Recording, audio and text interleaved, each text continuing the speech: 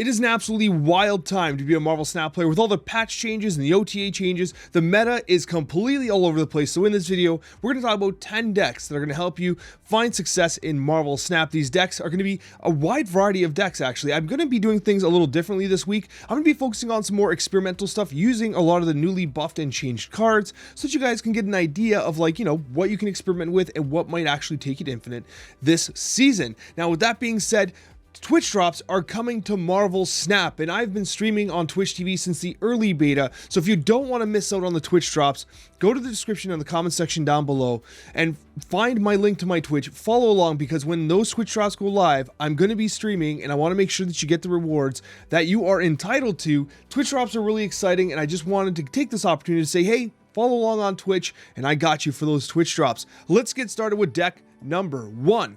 Spidey Thanos Control. Now, this is one of the more focused ones. I wanted to at least start with one that we know is a very high win rate meta based list, and it's the Thanos Control list, which is gonna get you to infinite, and it's using the new Spider-Man. And essentially the way this works here, Spider-Man, Claw, Jeff, and others, and specifically Iron Lad too to some degree, allows you to reach into locations in ways that your opponents often can't. And so what you have here is a very versatile deck that can both lock down but also reach in ways that other decks are often not equipped to, which can often result in you stealing cubes when necessary.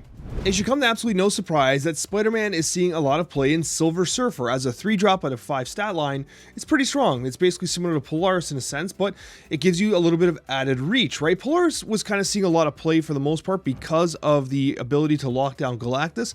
Then it ultimately just stuck in Silver Surfer for the most part.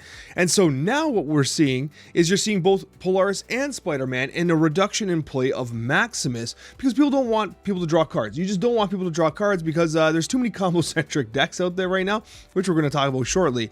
You also have the Rogue, which is incredible right now in the current meta because of the number of ongoing cards you're seeing, including nulls, but mostly it's the Darkhawk that you're going after there. And then it's the Shadow King, and this is the key counter to a lot of the Destroy decks you're seeing out there. Shadow King allows you to knock down those Venoms, knock down those Carnages, right? And basically make those Taskmaster style plays kind of useless, right? And so Shadow King is key. It also counters Shuri. So Shadow King is a low-key MVP in the Spidey Surfer deck. And of course, you are running the general, the Juggernaut Storm style stuff with Killmonger Nova. One thing I will say, this deck is a little greedy on the 3-drop side. Usually you run 2 drops. Here you're only running the Goose in order to incorporate the Shadow King, which is absolutely mandatory in this Dawkin meta, which is the card we're going to be talking about next. Leave it up to my main man and co-host of the Snapchat podcast, Cozy Snap, to come up with an absolutely fantastic Dawkin Destroy deck. This is the deck that's leading the charge from a Dawkin perspective, especially with the Destroy archetype, and it is an absolute banger. I love the inclusion of Hulkbuster here, because what Cozy's done is he includes Hulkbuster. It gives you the reach for Deadpool. You really ramp up that Deadpool power. You can also use the Hulkbuster on Dawkin, and then when you use the Maramasa Shard, you double Dawkin's power in conjunction with the Hulkbuster itself as well, and usually Nova gets blown up too, so you're getting this really vertical rise.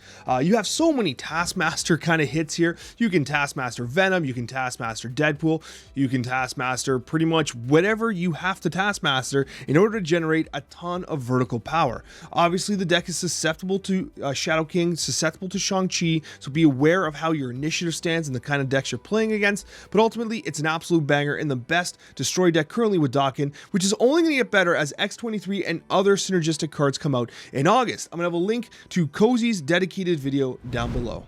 There is a lot of weird stuff happening in Marvel Snap right now, and this deck's going to be one of the weirdest. We actually have 2 Dawkin discard decks I'm going to show you back to back, because one is super weird and one's a little more traditional, and this here is the super weird one. It's running a pretty damn high win rate, and it's running Strong Guy. That's right, you heard me right. It's running Strong Guy, and essentially what you're doing here is you have Dawkin, you're discarding the Shard, and you're just blowing up your hand, and you usually have just Chavez on turn 6 with Swarm being free on turn 6, and your hand's just empty.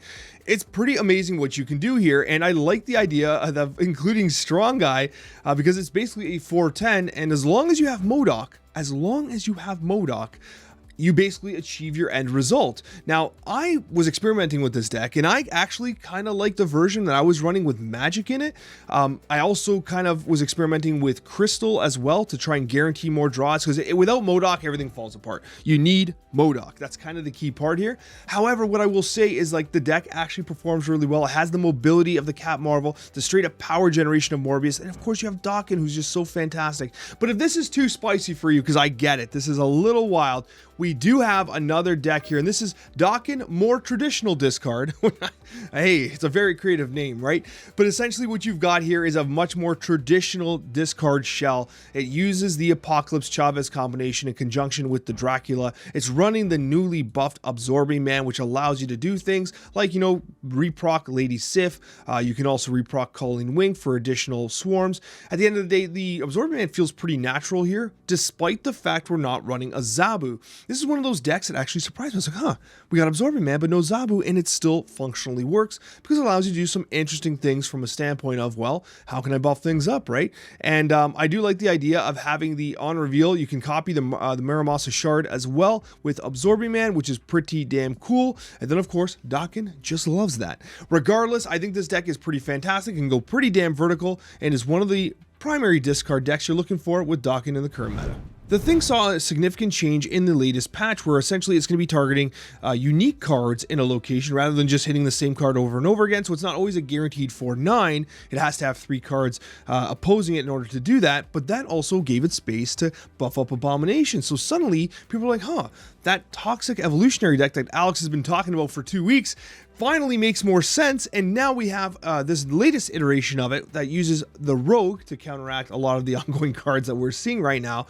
And this absolutely slaps. It's one of the higher win rate decks in Marvel Snap, the best high evolutionary deck right now in Marvel Snap. And it just basically just cheats out this Snowman loving Abomination. That's basically what it does. It cheats out the Abomination very fast with cards like Scorpion, Cyclops, obviously the thing itself, Hazmat, which you don't save for like turn 6. This isn't some Hazmat, Wong combo with Absorbing Man. That's not what this deck is. You Hazmat in order to make this Abomination cheaper. You want the Abomination to basically be 0, and that's how you win games. So honestly, this deck is pretty damn good. People are removing the Luke Cage from a lot of their tech because they're not seeing much High Evolution anymore. High Evolution used to be like 20% of the meta. Now it's like 3%, 4%. And the result of that is you have Luke Cage, they don't, and suddenly Hazmat and Scorpion rise the ranks in the meta. This deck absolutely slaps. The meta is all over the place right now, but you need some proven performers sometimes when things get a little dicey out there, and the She-Not plus Leech based deck is an absolute slapper. This deck will get you to Infinite. It's one of the best decks in the current meta right now from a win rate perspective and cube rate perspective, and it's just great. It's just a very strong deck. The only weakness it has is that you got to be careful that they don't get rid of that magic on turn 6 and leave you hanging, because if you're skipping turn 6 with the She-Hulk and the Infinite style play, then you are in trouble. If they get rid of the magic, you can protect the magic based location on turn 4 with Cosmo. That allows you to skip play Leech on turn 5 and then skip turn 6 with confidence, right? That's kind of thing. The only thing that counteracts that, though, it's worth noting, is our good friend Mr. Legion, because if Legion plays off of the Cosmo based location, it'll still, whether or not the Cosmo's there, it'll get rid of the Limbo. So Legion is a potential problem for this deck. That's the major thing you have to worry about. But if you have Leech out, they can't Leech in on turn 6 unless they top deck it. But overall, if you're looking for a deck that's still very strong in the current meta, this is one that you can definitely turn to. Before we talk about Magical Nimrod, if you're not subscribed yet, perhaps consider subscribing. YouTube can be really weird, and all it does is it just helps to ensure perhaps you get more opportunities to see my videos in the future, and I would genuinely appreciate it. So if you're not subscribed, perhaps you consider subscribing. You'd be surprised how many people watch the videos and aren't subscribed. But I love you anyway, it doesn't matter. Let's talk about Magical Nimrod. So Magical Nimrod's actually pretty damn cool. Magic has been one of the most impactful OTA changes that has basically ever hit Marvel Snap. And as a result, there are some decks that really take advantage of it. Now, what I was saying prior is still important. Be aware of them kind of getting rid of the Limbo on turn, 5 or 6, and that could be problematic for you, specifically on turn 6 if you're not prepared. But the nice thing about this deck that makes it a little less vulnerable than a She-Not based deck is you're usually still generating value on those turns, because you might be doing Shuri turn 4, right? What it usually looks like: Magic turn 3, Shuri turn 4, Nimrod turn 5, and then you can like Destroyer turn 6. and then you could play, you know, your Arnim Zola, or you can play your Venom, Deathlock, or whatever the hell you want to do. But what I'm trying to say is you're usually generating value on all those turns anyways, so the getting rid of the limbo location doesn't usually impact you quite as much, because you're still destroying Nimrods, or you're still doing whatever you're doing, right? So that's one of the advantages of this deck, and why it has a pretty consistent win rate across different archetypes. So if you're looking to destroy some stuff and you don't have Dawkin, this is kind of one you can turn to. Rocks, Hawks, and Locks is still a damn good deck. Now, why is it all the way back here at number 9 or whatever the hell it is? Well, not because it's not good, right? I want to feature a whole bunch of crazy stuff, and the meta is completely out of control right now. But what has kind of impacted this deck is it's not the new deck on the block anymore. People are teching against it. They're ready for it. They're not being caught by surprise. Now, you might catch people by surprise with Legion. Yes, that's true. But the people are teched for Darkhawk, right? How many rogues have I shown you already today? Rogue is all over the place right now because of Darkhawk.